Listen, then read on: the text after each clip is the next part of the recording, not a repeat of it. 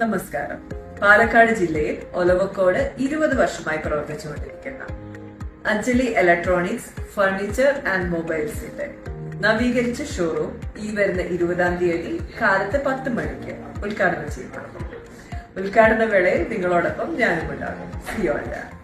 Social media വഴി ദ്വയാർത്ഥ പ്രയോഗം നടത്തിയതിന് വ്യവസായിയും സാമൂഹ്യ പ്രവർത്തനമായിരുന്ന ബോബി ചെമ്മണ്ണൂരിനെതിരെ ഹണിറോസ് പരാതി നൽകിയിരുന്നു. ഹണിറോസിൻ്റെ പരാതിയിൽ ബോബി ചെമ്മണ്ണൂരിനെ അറസ്റ്റ് ചെയ്യുകയും നാടകീയമായ രംഗങ്ങൾക്കൊടുവിൽ ബോബി ചെമ്മണ്ണൂർ ജയിൽ മോചിതനാവുകയും ചെയ്തു.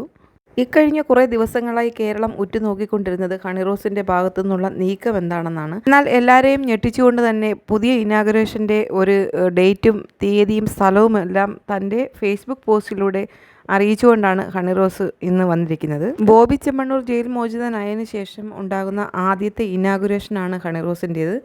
ഇതിൽ ജനങ്ങൾ ഹണിറോസിനെ എങ്ങനെ അനുകൂലിക്കുന്നെന്ന് നമുക്ക് ഈ ഇനാഗുറേഷൻ വരെ കാത്തിരിക്കേണ്ടതുണ്ട്.